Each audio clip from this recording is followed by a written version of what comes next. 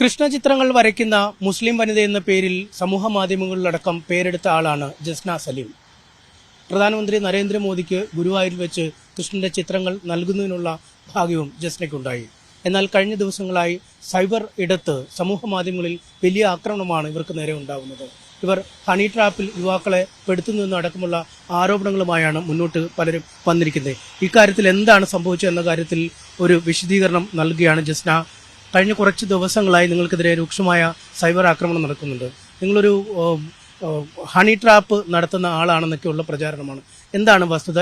എവിടെ നിന്നാണ് ഇത്തരമൊരു ആരോപണങ്ങൾ ഉയരുന്നത്? ഇല്ല, സോഷ്യൽ മീഡിയയിൽ കുറച്ച് ദിവസങ്ങളായിട്ട് വരുന്നൊരു സംഭവമാണ്. ഞാൻ ഹണി ട്രാപ്പിൽ അംഗമാണ്, ഞാൻ പലരുടെയും പേരിൽ കേസ് കൊടുത്തു എന്നുള്ളതൊക്കെ ആയിട്ട് വരുന്നത്. ഞാൻ കേസ് കൊടുത്തിട്ടുണ്ട്. പല സാഹചര്യങ്ങൾ എനിക്ക് വന്ന ബുദ്ധിമുട്ടുകൾ കേസ് കൊടുത്തിട്ടുണ്ട്. അതിൽ എനിക്ക് വന്നൊരു ബുദ്ധിമുട്ടാണ്, ഞാൻ ഒരാളാൽ റേപ്പ് ചെയ്യപ്പെട്ടിട്ടുണ്ടായിരുന്നു.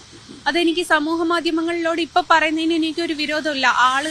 ആള് തന്നെയാണ് FIRന്റെ കോപ്പി സഹിതം പുറത്തു വിട്ടത്. കാരണം ഞാൻ ഈ സമൂഹത്തിനോട് അത് വെളിപ്പെടുത്തൂല എന്നുള്ള 101% കോൺഫിഡന്റ് അവനുണ്ട്. അതെന്തുകൊണ്ടാച്ചാല് ഇതൊക്കെ ഞാൻ വരയ്ക്കുന്ന വരയുമായിട്ട് സംബന്ധിച്ചിട്ടുള്ള കാര്യമായതുകൊണ്ടാണ് അവൻ അത്രയും ധൈര്യത്തോടെ അത് പുറത്തു വിട്ടത്. ഞാനത് പുറത്ത് പറയില്ല എന്ന് അവൻ ഉറപ്പിച്ചത്. മറ്റൊന്നുമല്ല, ഞാൻ ഇതിനു മുമ്പേ പറഞ്ഞിട്ടുണ്ടായിരുന്നു, എന്റെ കുട്ടിക്ക് മദ്രസയിലുണ്ടായ കുറച്ച് ബുദ്ധിമുട്ടുകൾ. എന്റെ കുട്ടി മദ്രസയിലുള്ള ബുദ്ധിമുട്ടാണ് എന്ന് അറിയുന്നതിന്റെ മുമ്പ് ഇവന് മദ്രസ സ്കൂൾ എന്നൊക്കെ പറയുമ്പം ഭയങ്കര പേടിയായിട്ട് തുടങ്ങുക, ഇവന് സ്കൂളിലും മദ്രസയിലും പോവാതിരിക്കുക, കുട്ടികളെ ഉപദ്രവിക്കുക, ഇങ്ങനത്തെ കുറച്ച് ബുദ്ധിമുട്ടുകൾ ഇവനിൽ ആദ്യം അങ്ങനെയാണ് കണ്ടു തുടങ്ങി. എന്നതിന് ശേഷമാണ് മദ്രസയിലെ ഉസ്താദ് ഉപദ്രവിക്കുന്നത് കൊണ്ടാണ് ഇങ്ങനത്തെ ഇഷ്യൂ ആണ് എന്നുള്ളത് നമ്മൾ തിരിച്ചറിയുന്നത്. അങ്ങനെ ഇരിക്കെ സ്കൂളിലത്തെ ഇങ്ങനത്തെ വിഷയം വന്നപ്പം ടീച്ചർമാരാണ് പറഞ്ഞത്, നമുക്ക് ഇവനെന്ന് ഒന്ന് കാണിച്ചു നോക്കാന്ന് പറഞ്ഞിട്ട് മെഡിക്കൽ കോളേജിൽ കുട്ടികളുടെ വൈകല്യം കണ്ടുപിടിക്കുന്ന ഒരു ഭാഗം ഉണ്ടല്ലോ, അവിടെ ഞങ്ങൾ കൊണ്ടുപോയി കാണിച്ചു. അപ്പൊ കാണിച്ചപ്പം അവന് എന്താന്ന് പറഞ്ഞിട്ടില്ല, ഇവന് ഈ സ്കൂളും മദ്രസയിലും പോവണ്ട എന്നുള്ള വാശിയാണ്. കുഞ്ഞു കുട്ടിയാണ് അന്ന് അവന്. അങ്ങനെ ഇരിക്കുകയാണ് എന്റെ ഒരു സുഹൃത്ത് മുഖാന്തരം, സുഹൃത്തിന്റെ പേര് രതീഷ് കല്യാൺ എന്നാണ്, ഇവൻ മുഖാന്തരം നിംഹാൻസ് ഹോസ്പിറ്റലിലത്തെ ഡോക്ടറാണെന്ന് പറഞ്ഞ് അന്ന് അവന് ഞങ്ങളെടുത്ത് റോഷൻ എന്നാണ് പേര് പറഞ്ഞത്.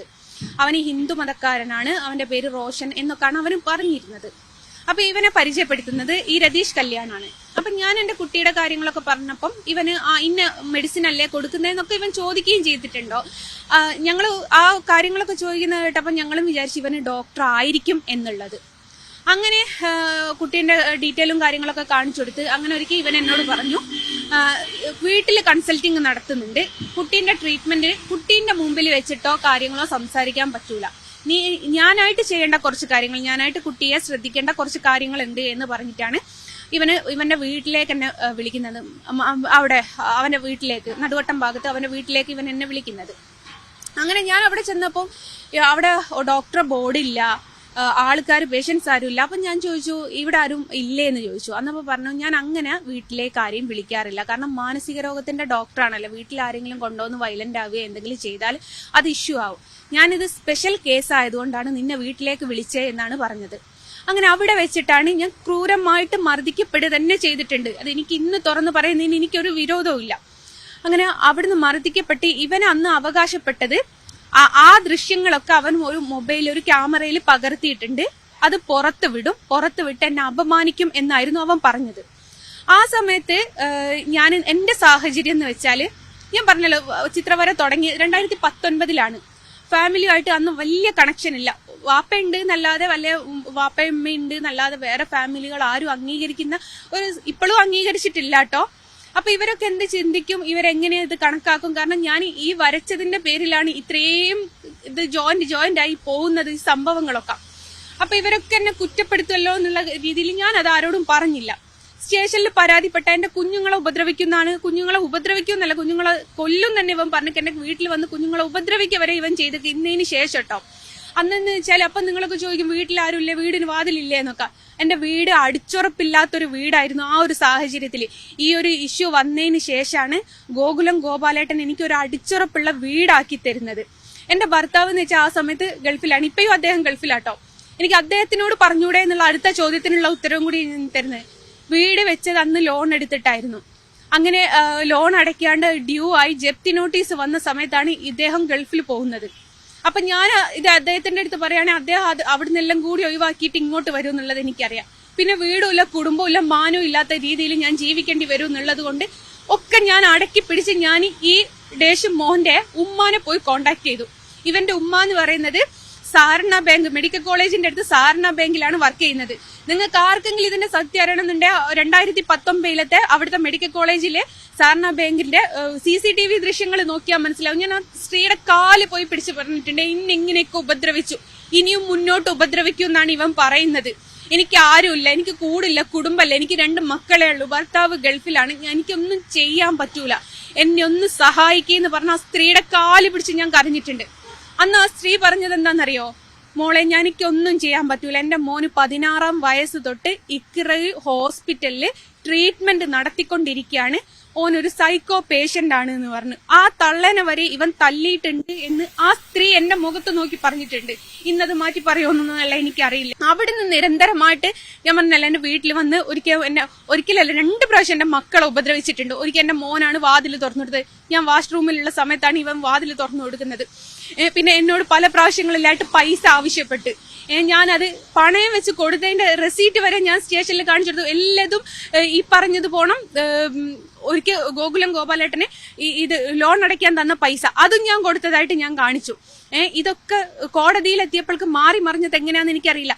ഞാൻ കൊടുത്ത FIR കോപ്പിയോ അല്ല രേഖകളും അല്ല കോടതിയിലേക്ക് എത്തിയത്. ഇനി അതെങ്ങനെ മാറി മറിഞ്ഞു ഇതാക്കിയെന്ന് എനിക്കറിയില്ല. അവിടെ ഞാൻ ആ വീട്ടിൽ കയറി ചെന്നു എന്ന് പറഞ്ഞിട്ട് ഒരു 1-2 പേര് അവന്റെ വീടിന്റെ അടുത്തുള്ള ആൾക്കാര് സാക്ഷി കൊടുത്തിട്ടുണ്ട്. കോടതിയിലെത്തിയപ്പോ അവര് സാക്ഷി മാറ്റി. 1 വർഷം മുമ്പത്തെ നടന്നതിന് എന്നോട് ഡ്രസ്സ് ആവശ്യപ്പെട്ടു. ഞാൻ എന്ത് ഡ്രസ്സ് എടുത്തു കൊടുക്കാനും, ഞാൻ ആരോട് എങ്ങനെ എന്തെന്ന് വെച്ച് പറയാനാണ്? ഞാൻ അന്നും ഇന്നും ഞാൻ പറയാണ്, ഞാൻ അന്ന് മാറാട് സ്റ്റേഷനിലുള്ള SIനോട് പറഞ്ഞ കാര്യങ്ങളൊന്നല്ല, അവർ എഴുതി വിട്ടതും ഉണ്ടാക്കിയതും. ഒരിക്കൽ SI ഇവനെ അറസ്റ്റ് ചെയ്യാൻ വേണ്ടിയിട്ട് ഇവന്റെ വീട്ടിൽ പോയി. എന്നോട് പറഞ്ഞു, ജസ്റ്റ് ഞാൻ ഇതൊന്നും പുറത്ത് വിടല്ലേ, നമുക്ക് ഇവനെ അറസ്റ്റ് ചെയ്യണം എന്ന് പറഞ്ഞിട്ട്. അന്ന് അറസ്റ്റ് ചെയ്യാൻ ഇവൻ പോയ സമയത്ത് അവന്റെ വീട് ചുറ്റും വളഞ്ഞ് ആടുന്ന് പിന്നെ വല്ല അറസ്റ്റ് ചെയ്യാതെ പോന്നു. അപ്പൊ ഞാൻ ചോദിച്ചു, എന്ത് പറ്റി, എന്താ അറസ്റ്റ് ചെയ്യാതിരുന്നത്? അത് ഞങ്ങൾക്ക് സിദ്ദീഖ് വിളിച്ച് പറഞ്ഞതാണ്. ഒരു കോൺഗ്രസിന്റെ നേതാവ് സിദ്ദീഖ് ഉണ്ട്, അവര് വിളിച്ച് പറഞ്ഞതാണ്, അതുകൊണ്ടാണ് ഞങ്ങൾ അറസ്റ്റ് ചെയ്യാതെ പോകുന്നതെന്ന്. ഈ സിദ്ദീഖ് എന്ന് പറയുന്നത് ഇവന്റെ പെങ്ങളെ കല്യാണം കഴിച്ചത് VKസിന്റെ മരുമകനാണോ അല്ലെ. അപ്പൊ ഈ തള്ള ഇങ്ങോട് പറഞ്ഞ എന്ത് ചെയ്താലും ഈ സിദ്ദീഖും ഈ ഇവന്റെ ഏട്ടന്മാര്, ഒരു ഷാനിയുണ്ട്, ഒരു ഷാമിലുണ്ട്, ഇവരാണ് ഇവനെ സപ്പോർട്ട് ചെയ്ത് പ്രൊട്ടക്ട് ചെയ്ത് കൊണ്ടുവെക്കുന്നത്. അതുകൊണ്ടാണ് ഇവൻ ആർക്കും ഒന്നും ചെയ്യാൻ പറ്റത്. ഞാൻ കേസ് കോടതി പൊട്ടി എന്നുള്ളത് പറയുന്നതിന് എനിക്ക് എന്താ? ഇന്നാളൊരിക്കൽ ഒരു ചെറുതിന ഇത് കൊടുത്തിട്ട് ചോക്ലേറ്റ് കൊടുത്തെങ്ങാന് കെട്ടിത്തൂക്കിയ ഒരു പയ്യനെ കോടതി വെറുതെ വിട്ടേക്ക്. അക്കണക്കിന് ഇന്റെ കേസൊന്നും വലിയ കേസൊന്നുമല്ല. ഞാൻ കൊടുക്കുന്നത് 1 വർഷത്തിന് ശേഷമാണ്. അത് ഇന്നതിന് ശേഷം അത് പൊട്ടിപ്പോയെ ഓക്കെ, ഞാൻ വിട്ടു. എന്നിട്ട് എന്നെ ഉപദ്രവിക്കൽ നിർത്തിയിട്ടില്ല ഇവൻ തന്നെയാണ് ഇത് പോസ്റ്റ് ചെയ്ത് എന്നെ സമൂഹ മാധ്യമങ്ങളിൽ നാണം കെടുത്തണം എന്ന് കരുതിയിട്ട് മാത്രം ചെയ്തൊരു സംഭവമാണ്. കാരണം ഇവൻ അറിയാം ഞാനിത് പറയില്ല എന്നുള്ളത്. ഞാനൊരു ചിത്രം വരച്ചതിന്റെ പേരിൽ മക്കളെ മാനവും എല്ലാം പോയിട്ട് ഞാൻ ആ തൊഴിലും കൊണ്ട് മുമ്പോട്ട് പോകണം. ഞാൻ എങ്ങനെയാ ഹണി ട്രാപ്പുകാരിയായത്? വേറെ കേസ് കൊടുത്തു എന്നാണ്. ഈ കോടതിന്റെ ഒരു സൈറ്റ് ഉണ്ടല്ലോ, ആ സൈറ്റ് കയറിയാൽ കേസ് എന്താണ്, പ്രതി കൊടുത്തത് എന്താ, വാദി കൊടുത്തത് എന്താ, എല്ലാ ഡീറ്റെയിലും അതിൽ കിട്ടൂലേ. പിന്നെ എന്തുകൊണ്ട് ഇവർ ഇതൊന്നും ചെയ്യാണ്ട് എന്നെ കുറ്റപ്പെടുത്താൻ വരുന്നുണ്ട്? ഇതാണ് സത്യാവസ്ഥ. ഞാൻ ഒരാളാൽ പീഡിപ്പിക്കപ്പെട്ടു. അതിന് ഇങ്ങനെ ഞാനത് ആ കാലഘട്ടം തന്നെ മറന്ന് ജീവിക്കാൻ ശ്രമിച്ചിട്ടും ഉറക്കെ നടന്ന് ഉപദ്രവിക്കാണ്. ഇതിനൊക്കെ ഞാൻ ഇപ്പോഴും പറയാ, പടച്ചോൻ എന്ന് പറയുന്ന ഒരു വ്യക്തി ഉണ്ടെങ്കിൽ ഇതിനൊക്കെ കാരണമായത് ആ മുജീബ് എന്ന് പറയുന്ന ഒരു ഉസ്താദാണ്. മുജീബ് ഇതിനോട് പടച്ചോൻ ഇത് ചോദിച്ചിട്ടില്ലെങ്കിൽ പടച്ചോൻ ഇല്ലാതെ തന്നെ ഞാൻ വിശ്വസിക്കും. കാരണം എന്റെ കുട്ടീന്റെ ഒരു ആവശ്യത്തിനാണ് ഇവനെ എനിക്ക് പരിചയപ്പെടേണ്ടി വന്നത്. അതേപോലെ ഞാൻ സമൂഹ മാധ്യമങ്ങളിൽ പല പ്രാവശ്യവും പറഞ്ഞിട്ടുണ്ട്, എന്റെ സഹോദരൻ എന്നോട് വേശ്യാവൃത്തിക്ക് ഇറങ്ങിക്കോ എന്ന് പറഞ്ഞിട്ടുണ്ട്. ഈ കേസ് ഞാൻ ഫയൽ ചെയ്ത് എന്ന് അറിഞ്ഞപ്പോ എന്നോട് പറഞ്ഞൊരു കാര്യമാണ്, നിനക്ക് വരയ്ക്കുന്നതിനെക്കാട്ടും നല്ല ഈറ്റ പണിക്ക് പോകുന്നത് തന്നെയാണ്. അത്രയ്ക്ക് ഞാൻ എവിടെയും കള്ളത്തരം പറഞ്ഞല്ല. അതുകൊണ്ടാണ് എവിടെ എന്ത് പ്രശ്നം വരുമ്പോ ഈ ഉസ്താദിനെ പറ്റി ഞാൻ പറയുന്നത്. എന്റെ കുടുംബം നശിപ്പിച്ച് എന്നെ സമൂഹത്തിൽ ഇങ്ങനത്തോളാക്കി എടുക്കാൻ കാരണക്കാരനായത് ശരിക്കും ആ ഉസ്താദാണ്. ഉസ്താദ് മതഭ്രാന്ത് ഉണ്ടാക്കിയിട്ടാണ് ഇന്ന് എനിക്കും എന്റെ കുടുംബത്തിന് ഈറ്റ ഗതി വന്നത്. മർദ്ദിച്ചതുള്ളോ ലൈംഗികമായി നിങ്ങളെ ദുരുപയോഗം ചെയ്തെന്നാണ്? തീർച്ചയായിട്ടും അങ്ങനെ എന്നെ കെട്ടിയിട്ടിട്ടാണ് മോന് ചെയ്തത്. അത്ര എനിക്കത് എന്നിട്ട് എന്റെ ആ വിഷ്വലോ എന്റെ കയ്യിലുണ്ട്. അത് കാരണം എനിക്ക് അന്നും എന്നെ 10 പേരറിയും. എനിക്ക് പുറത്ത് വിട്ടാല് ഞാൻ നാറും, അല്ല എന്നെ നാട്ടിക്കും എന്നൊക്കെ പറഞ്ഞത്. പക്ഷെ അന്ന് ചിന്തിച്ച് എനിക്ക് ആരുമില്ല പറയാന്. എനിക്ക് എന്റെ കുടുംബക്കാരെങ്കിലും ഉണ്ടെങ്കിൽ അല്ലെ അതോടുകൂടെ കൂട്ടുകാരന്മാരെ ഞാൻ വിശ്വസിക്കൽ നിർത്തി. ആ രതീഷ് എന്ന് പറയുന്ന ഒരു ചെങ്ങായിയാണ് എന്റെ ജീവിതത്തിലേക്ക് ഇവനെ കൊണ്ടുവന്നത്. അതുകൊണ്ട് കൂട്ടുകാരെന്ന് പറയുന്ന ആൾക്കാരെ എനിക്കിപ്പോ ആരുമായിട്ട് കമ്പനി ഒന്നും അങ്ങനെ ഇല്ല. ഞാൻ കൂട്ടുകാരെടുത്തൊക്കെ ഒന്നിനും പോലെ ആര് വയ്യ എങ്ങനെയാ ചതി വരിക എന്ന് പറയാൻ പറ്റൂല. ഇതാണ് സത്യത്തിൽ. അയാളത് ആ വീഡിയോ വെച്ച് പിന്നെയും ദുരുപയോഗം ചെയ്യാൻ അങ്ങനെയുള്ള ഭീഷണിപ്പെടുത്തിയോ? ഞാൻ ആ കേസിൽ വ്യക്തമായിട്ട് കൊടുത്തിട്ടുണ്ടല്ലോ. അങ്ങനത്തെ എന്റെ തുണിയില്ലാത്ത ഞാനും അവനും ബന്ധപ്പെടുന്നെന്ന് പറയുന്ന വീഡിയോ അവന്റെ കയ്യിലുണ്ടെന്നും അതെന്റെ സഹോദരിയുടെ ഭർത്താവിനോട് വിളിച്ചു പറഞ്ഞിട്ടുണ്ട്, സഹോദരിനോട് വിളിച്ചു പറഞ്ഞിട്ടുണ്ട്, എന്റെ ഉമ്മ കുടുംബത്തിലുള്ള പലരോടും വിളിച്ചു പറഞ്ഞിട്ടുണ്ട്. അവരോടൊക്കെ പറഞ്ഞു എന്ന് ഇവര് പറഞ്ഞതുകൊണ്ടാണ് അത് തെളിവ് സഹിതം വെച്ചിട്ടാണ് ഞാൻ അവന്റെ നേരെ കേസ് കൊടുത്തത്. ഇത് ഞാൻ പറഞ്ഞല്ലോ, കോടതിന്റെ ഒരു സൈറ്റ് ഉണ്ട്, അതിൽ കയറിയാൽ നമ്മൾ കൊടുത്ത മൊഴികളും കാര്യങ്ങളും വ്യക്തമായിട്ട് അതിൽ കിട്ടും. എന്തുകൊണ്ട് ഇതാരും നോക്കിയില്ല? ഞാൻ ഹണി ട്രാപ്പുകാരിയാണ് എന്ന് പറയുന്ന നേരം കൊണ്ട് ഇവർക്ക് അതൊക്കെ ഒന്ന് ചെക്ക് ചെയ്തുകൂടെ? ഞാൻ വേറെ കൊടുത്ത കേസ് എന്താണെന്ന് ഇവർക്ക് നോക്കിക്കൂടെ? ഇതിന്റെ അടുത്ത് ഞാൻ വേറൊന്ന് പീഡന കേസ് കൊടുത്തു എന്ന് പറഞ്ഞു. ഞാൻ പീഡന കേസും കൊടുത്തിട്ടില്ല. ഒരു മാധ്യമങ്ങളിലും ഞാൻ ഇപ്പം എല്ലാവരും എന്നെ പുറത്തറിയൽ തുടങ്ങിയിട്ട് ഒരുപാട് വർഷമായി. നിങ്ങളടുത്ത് ഞാൻ ആദ്യം കണ്ടപ്പം പറഞ്ഞു എനിക്ക് വിദ്യാഭ്യാസമല്ല, 9ാം ക്ലാസ് വരെ ഞാൻ പഠിച്ചിട്ടുള്ളൂ. ഇവരൊക്കെ പറയുന്നുണ്ട് ഞാൻ ഹണി ട്രാപ്പുമായിട്ട് ബന്ധമുണ്ട്, എനിക്ക് ഞാൻ പൈസയൊക്കെ മേടിച്ചിട്ടുണ്ട്. അങ്ങനെയാണ് കോടതിയിൽ ക്യാഷ് ആയിട്ട് സെറ്റിൽമെന്റ് ചെയ്തു എന്നല്ലേ കൊടുക്കുക, അല്ലാതെ വേറൊരു വാക്കും അതിൽ കൊടുക്കൂലല്ലോ. അതും നമുക്ക് ഇപ്പോഴത്തെ സാഹചര്യത്തിൽ കിട്ടാൻ ഒരു ബുദ്ധിമുട്ടില്ലല്ലോ. അതെന്തുകൊണ്ടാണ് ഇവരാരും നോക്കുന്നില്ല? പിന്നെ എന്തിനാണ് ഇല്ലാ വചനം പറയുന്നത്? ഞാനൊന്ന് പറഞ്ഞോട്ടെ സുഹൃത്തുക്കളെ, ഞാൻ ആകെ ചെയ്യുന്ന ഒരു തെറ്റ് എനിക്കൊരു തൊഴില് കിട്ടിയപ്പോ അത് മുറുകെ പിടിച്ചു എന്നുള്ളതാണ്. അതിൽ ഇപ്പം സത്യം പറയച്ച മാനം വരെ പോയി. യഥാർത്ഥത്തിൽ മാനം പോയി. ഇപ്പൊ സമൂഹം എല്ലാം കൂടി എന്നെ നാട്ടിക്കുകയാണ് ചെയ്യുന്നത്. എന്തുമാത്രം തെറ്റാണ് ഞാൻ ഇതിനു മാത്രം മറ്റൊരു മതത്തിന്ന് ഒരു കൃഷ്ണനെ ചേർത്ത് പിടിച്ചതാണോ ഞാൻ ചെയ്യുന്നത്? ഇത്ര വലിയ തെറ്റ്.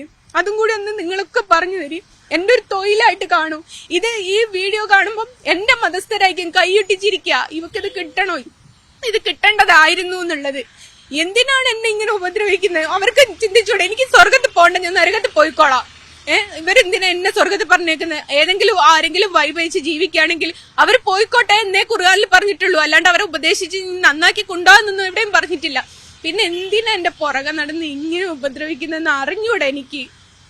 ഇപ്പൊ ഇങ്ങനെ പറയുമ്പോ ഈ പടം വാങ്ങുന്നവരുടെയൊക്കെ എണ്ണം കുറയ്ക്കണം, ഇതൊക്കെ ആയിരിക്കും അവരുടെ ലക്ഷ്യം. ആയിരിക്കും. അതില് ഞാനിപ്പം നിലവിൽ എന്റെ ഉമ്മാക്കും വാപ്പാക്കും വീട് വെച്ചു കൊടുക്കാൻ പറ്റുന്നില്ല. ഞാൻ പറഞ്ഞില്ല, ഒരിക്കൽ എന്റെ വാപ്പ ആ ഒരു കാരണത്താല് നാണം കെട്ടു. രണ്ടാമത് നാണം കെടുത്തുന്നതെന്ന് വെച്ചാൽ ഞാൻ ഈ കൃഷ്ണനെ വരയ്ക്കുന്നത്. എന്താ മജീദേ മോളിങ്ങനാന്നാ എല്ലാരും ചോദിക്കുന്നത്. ഓളെന്തിനാ ഇത് വരച്ചോണ്ട് നടക്കുന്നത്? അതിന്റെ പേരിൽ എന്റെ ബാപ്പ പിന്നെയും നാണം കെട്ടു. എന്റെ ബാപ്പ ഒരു ദിവസം വാപ്പയുടെ സ്വപ്നം പോലെ, ആഗ്രഹം പോലെ ആ വീട്ടിൽ താമസിച്ച് അവിടെ നിന്ന് എന്റെ വാപ്പ മരിക്കണം എന്ന് ആഗ്രഹമുള്ളത് കൊണ്ടാണ് ഞാൻ വീട് വെക്കാൻ വിചാരിച്ചത്. അതിന് ഞാൻ ഏകദേശം ഒരു 400 ഫോട്ടോക്ക് ഓർഡർ കിട്ടിയാൽ എന്റെ ആഗ്രഹം സാധിക്കും എന്ന് പറഞ്ഞൊരു വീഡിയോ ചെയ്തിട്ടുണ്ടായിരുന്നു. അപ്പോൾ അത് പലരും എടുത്തിട്ട് അടുത്ത തട്ടിപ്പ് എന്ന് പറഞ്ഞ് ഞാൻ വ്യക്തമായിട്ട് അതിൽ പറയുന്നുണ്ട്. സഹായിക്കാനാണെങ്കിൽ ഒരുപാട് ആൾക്കാർ എനിക്കുണ്ട്. ആ വീഡിയോ കണ്ടതിന് ശേഷം ഒരുപാട് ആൾക്കാർ എന്നെ സഹായിക്കാന്ന് പറഞ്ഞിട്ടോ. ഞാൻ അപ്പോഴും അവരോട് പറഞ്ഞെന്താണെന്നറിയോ, എനിക്ക് വേണ്ട. കാരണം അതിൽ നിൽക്കുമ്പോൾ എൻ്റെ ഉമ്മക്കും അപ്പക്കും അഭിമാനം ഉണ്ടാവില്ല. ഞാൻ നയിച്ചിട്ട് അത് ഉണ്ടാക്കുന്ന വീട്ടിലാണ് അവർക്ക് നിൽക്കുമ്പോൾ സുഖം ഉണ്ടാവുക എന്ന് തിരുത്തി പറഞ്ഞതാണ്. എന്നിട്ട് ഒരു ചെങ്ങായി എടുത്തിട്ടുണ്ട് 10,000 20,000ത്തിന്റെയും ഫോട്ടോ ആണ് അവള് വിൽക്കുന്നത്. എന്റെ ഫോട്ടോയിൽ 10,000 20,000 ഒക്കെ ഉണ്ട്. ഓരോരുത്തർക്ക് റേഞ്ചിന് എന്താണോ താങ്ങുന്നത് അതിനനുസരിച്ച് എനിക്കിതിന്റെ ചെലവൊക്കെ നോക്കണ്ടേ. ഇവരാരും ചെലവും കാര്യങ്ങളൊന്നും നോക്കുന്നില്ല. എന്നിട്ട് ഞാൻ 60 ലക്ഷം രൂപയുടെ വീടാകട്ടെന്ന്, 60 അല്ല 600 കോടിയുടെ വീട് എന്റെ വാപ്പാക്ക് കെട്ടിക്കൊടുക്കണം എന്നുണ്ട് മക്കളെ. പക്ഷെ എനിക്ക് പറ്റാഞ്ഞിട്ടാ. നാളെ ഒരിക്കൽ പറ്റുമെന്ന് എനിക്കറിയില്ല. അത്രത്തോളം ഞാൻ അവരെ സേഫ് ആക്കാൻ നോക്കിയതിനാണ് ഇപ്പൊ സമൂഹ മാധ്യമങ്ങളിൽ അവന്റെ പേര് റോഷൻ, ഷെനീദ്, SK അങ്ങനെ പല പേരിൽ അറിയപ്പെടുന്നു. പല സ്ത്രീകളുടെയും കുടുംബം ഇവന് ടാർഗറ്റ് ചെയ്യുന്നതെന്ന് വെച്ചാൽ ഈ ഗൾഫിൽ ഭർത്താക്കന്മാരുള്ളോല് അല്ലെ ഒറ്റപ്പെട്ട് നിൽക്കുന്ന സ്ത്രീകള്. ഇവന്റെ പേരിൽ പല സ്റ്റേഷനുകളിലായിട്ട് പരാതികളുണ്ട്. അതൊന്നും ആരും അന്വേഷിക്കുന്നില്ല. ഈ FIRന്റെ അകത്ത് അല്ലെ ഇതിന്റെ അകത്ത് ഷെനീദെന്ന് കാണുന്നുണ്ടല്ലോ, ഓന്റെ പേരിൽ വേറെ എന്തെങ്കിലും കേസ് ഉണ്ടോന്ന് എന്താ അറിയാൻ ഇവരാരും ശ്രമിക്കാത്തത്? എത്രയോ സ്ത്രീകൾ ഇവന്റെ പേരിൽ കേസ് കൊടുത്തിട്ടുണ്ട്. എത്രയോ കുടുംബങ്ങൾ ഇവൻ നശിപ്പിച്ചിട്ടുണ്ട്. നിങ്ങൾക്ക് ആർക്കെങ്കിലും ചങ്കൂറ്റുണ്ട് ഇവനെന്നും ഒന്ന് നിയമത്തിന്റെ മുമ്പ് കൊണ്ടുവന്ന ഒരു ശിക്ഷ എന്തെങ്കിലും ഒന്ന് വാങ്ങാൻ നോക്കി. അവന്റെ വീട്ടുകാർ നല്ല അന്തസ്സോടെ പറയുന്നത് അവൻ സൈക്കോ, ആർക്കും ഒന്നും ചെയ്യാൻ പറ്റൂല എന്നുള്ളത്. ഈ സുരേഷ് ഗോപിയൊക്കെ ശ്രദ്ധിക്കണമെന്നൊക്കെ പറഞ്ഞാണ് ചില ആഹ്വാനങ്ങളൊക്കെ സമൂഹ മാധ്യമങ്ങളിൽ വരുന്നതല്ലേ. സുരേഷ് ഗോപിയൊക്കെ നിങ്ങളോട് വലിയ അനുഭവം പ്രകടിപ്പിച്ചതാണ്, വിവാഹത്തിന് മോദിജിക്ക് പണം കൊടുക്കാനൊക്കെ സഹായിച്ചതല്ലേ. അതൊക്കെ നിങ്ങൾക്ക് സങ്കടം തോന്നുന്നുണ്ടോ? അല്ല, സുരേഷ് ഗോപി ചേട്ടൻ നമുക്ക് എന്തെങ്കിലും നമ്മളെ അടുത്തൊരു മിസ്റ്റേക്ക് വരുമ്പോൾ നമുക്ക് പരിചയമുള്ള ആൾക്കാരുടെ അടുത്തേക്കല്ല പോണ്ടേ. അതാണ് എന്റെ വീട്ടിലും ഇപ്പൊ പറ്റുന്നത്. ഞാൻ ചെയ്യുന്ന എന്റെ വാപ്പനോടും ഉമ്മനോടും പോയി ചോദിക്കുന്ന ആൾക്കാരുണ്ട്. ഈ സുരേഷ് ഗോപി ചേട്ടനൊക്കെ 9 വർഷത്തോളമായി മക്കളെ എന്നെ അറിയുന്നത്. അത് ഈ സമൂഹത്തിന് അറിയുന്നില്ല. 2014 തൊട്ടിട്ട് എനിക്ക് അദ്ദേഹത്തെ 15 തൊട്ടിട്ട് എനിക്ക് അദ്ദേഹത്തെ അറിയാം. ആ 15-ലത്തെ ന്യൂസ് എങ്ങനെ അറിയാന്ന് ചോദിച്ചാൽ സോഷ്യൽ മീഡിയ തന്നെ എടുത്ത് നോക്കിയാൽ അറിയാം. 2015-ലത്തെ തൊട്ടിട്ട് ന്യൂസ് ഉണ്ട് അദ്ദേഹത്തിന്റെ കൂടെ ഉള്ളത്. അപ്പോ അദ്ദേഹത്തിനെയൊക്കെ വെച്ചിട്ട് എന്തിനെങ്ങനെ അദ്ദേഹം എന്നെ സഹായിക്കുന്നുണ്ട്, അതൊന്നും നിർത്തട്ടെ എന്ന് കരുതിയിട്ട് മാത്രം, അല്ലാതെ എനിക്ക് നല്ല വരട്ടെ എന്നല്ല. ഇതിന്റെ അടുക്ക് ഒരു BJP പ്രവർത്തകയാണ് എന്ന് അവകാശപ്പെടുന്നുണ്ട് ആ സ്ത്രീ. എനിക്കറിയില്ല. ഒരിക്കൽ സുരേഷ് ഗോപി ചേട്ടന് പിന്നെ കളക്ടറേറ്റില് ഇത് വാങ്ങാൻ വന്ന സമയത്ത് എന്നോട് എന്റെ തോളിൽ തട്ടിയിട്ട് പറഞ്ഞു, ജസ്ന, എന്ത് കാരണവശാലും നീ ഈ ചിത്രവര നിർത്തരുത്. നീ അഭിമാനമാണ് ഞങ്ങൾക്ക്.